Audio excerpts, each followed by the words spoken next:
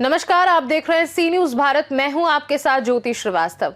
Supreme court ने बिजनौर में रहे तत्कालीन एसपी और बस्ती मंडल के डीआईजी संजीव त्यागी को आवास का नमूना देने के आदेश दिए हैं। दरअसल बिजनौर में तैनाती के वक्त संजीव त्यागी की विवादित निर्देश वाली एक ऑडियो वायरल हुई थी। ये मामला अब सुप्रीम कोर्ट तक पहुंच गया है। न्यायमूर्ति बीआर गवई की पीठ ने निर्देश दिया कि आईपीएस संजीव त्यागी की आवास का नमूना हैदराबाद स्थित फॉरेंसिक साइंस लेबोरेटरी में लिया जाएगा। परीक्षण प्रयोगशाला के निदेशक की निगरानी में किया जाएगा, जिसकी रिपोर्ट 31 जनवरी 2026 तक सुप्रीम कोर्ट में दाखिल की जाएगी। बता दें कि अदालत ने इस मामले में देहरादून निवासी इस्लामुद्दीन अंसारी के खिलाफ चल रही पुलिस की कार्यवाही को भी निरस्त कर दिया है। बता दें कि इस्लामुद्दीन अंसारी ने मार्च 2020 में उक्त audio clip Bijnor SP Sanjeev Tyagi को भेजकर पूछा था कि क्या ये आवाज उनकी है, जिसके बाद बिजनौर पुलिस ने अज्ञात लोगों के खिलाफ रिपोर्ट दर्ज करने के बाद इस्लामुद्दीन अंसारी को भी आरोपी बना दिया था। पहले आप भी ये ऑडियो सुनिए। दिन भर पर बिजनौर पुलिस ने बहुत अच्छा काम किया है। कुछ कमियां रही हैं और कुछ अच्छे काम भी हुए हैं। एक तो आप सभी बधाई के पात्र हैं कि आप में से किसी के थाने में कोई तमाशा नहीं हो पाया है, और ये आप बहुत बड़ी बधाई के पात्र हैं। कई बार कहने के बावजूद भी कुछ थाना इंचार्ज इतने मूर्ख टाइप निकले कि उनके यहाँ फिर भी भीड़ इकट्ठी हो गई। फिर वो दिखा रहे हैं कि जब हम अरेस्टिंग करेंगे, अब हम इनको वहां भेजेंगे, अब इनको वहां रखेंगे। पहले ही बताया गया था ये तरह का तमाशा नहीं होना चाहिए किसी के यहाँ भी। कोई भी मजाक नहीं झेला जाएगा किसी का भी। बहुत ही ज्यादा सख्ती के साथ डील करिए।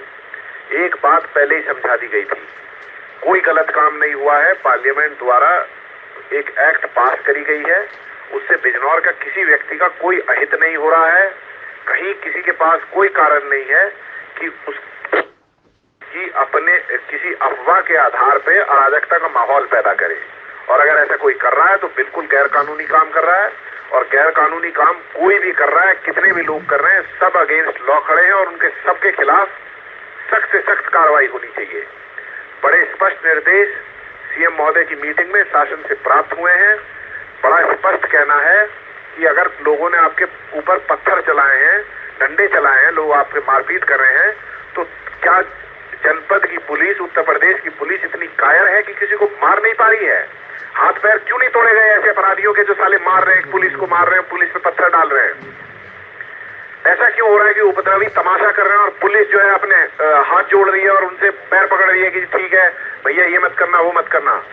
बड़ा स्पष्ट निर्देश है, चाहे आपकी वीडियोग्राफी हो रही हो, चाहे फोटोग्राफी हो रही हो, चाहे कुछ भी आ रहा सही, ओवर एक्शन पूरा आपका जो है सपोर्ट किया जाए।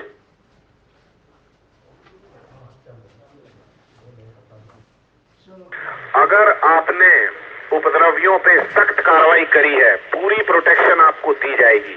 कितनी भी कार्रवाई करिए, सबक सिखाइए, आदमी को ठीक करिए।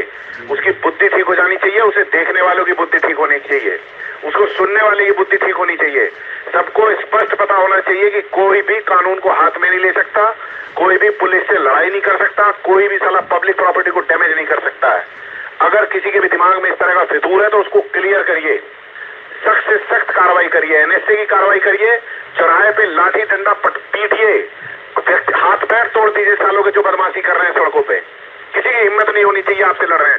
अगर किसी थाने में एक पत्थर पुलिस पे चलाया गया और पुलिस वालों ने उसके हाथ पैर नहीं तोड़े तो सीधा सीधा थाना इंचार्ज और सीओ साहब सस्पेंड हो जाएंगे सीधे। मैं बता रहा हूं इस बात पे।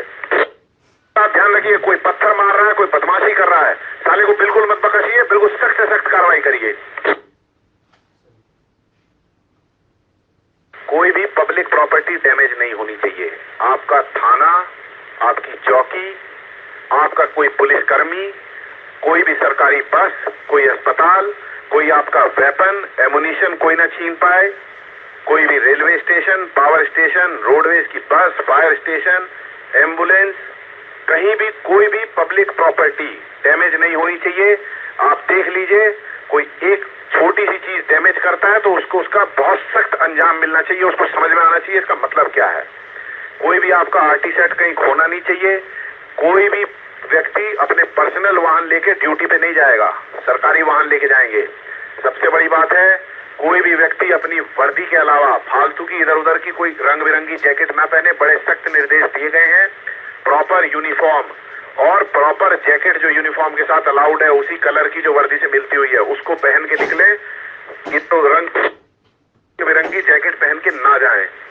उसके अलावा जहां भी लाठी चार्ज होता है उसमें आप दंगा नियंत्रण उपकरण पूरे लिए हुए लैस होने चाहिए, केन, शील्ड और उसके अलावा हेलमेट, बॉडी प्रोटेक्टर, सब कुछ आपके पास होना चाहिए। ये कहीं कोई दंगा होता है या नहीं होता है, 11 बजे से लेकर और 4 बजे तक प्रत्येक व्यक्ति अपने ड्यूटी पॉइंट पे बॉडी प्रोटेक्टर, हेलमेट, डंडा और ये सब पहन के खड़ा होगा। अगर किसी एक व्यक्ति का फोटो इस सब के बगैर आया, चाहे वो थाना इंचार्ज है, चाहे चौकी इंचार्ज है, चाहे कोई भी है, कोई भी अफसर है, कोई भी आदमी है, अगर बॉडी प्रोटेक्टर, लाठी डंडा के बगैर वो अपनी पूरी तैयारी के साथ 11 से 4 बजे ड्यूटी पे नहीं है तो उसके खिलाफ कार्रवाई की जाएगी। इस्लामुद्दीन अंसारी इस मामले को लेकर हाईकोर्ट तक गए थे, मगर हाईकोर्ट ने उनकी याचिका को खारिज कर दिया था, जिसके बाद सुप्रीम कोर्ट में याचिका दायर की, जिस पर सुप्रीम कोर्ट ने तत्कालीन एसपी की आवाज का नमूना लेने का निर्देश दिया। बिजनौर से सी न्यूज संवाददाता सलीम हाशमी के साथ अजमल अंसारी की रिपोर्ट। जाहिर है सुप्रीम कोर्ट के इस आदेश के बाद मामला अब निर्णायक चरण में पहुंच गया है। अदालत ने स्पष्ट किया है कि जांच निष्पक्ष और वैज्ञानिक मानकों के अनुसार होगी। अब सभी की निगाहें फॉरेंसिक रिपोर्ट पर है, जो 31 जनवरी 2026 तक सुप्रीम कोर्ट में जमा होंगी। खास रिपोर्ट में फिलहाल के लिए इतना ही। देश दुनिया की बाकी खबरों को जानने के लिए देखते रहिए सी न्यूज भारत।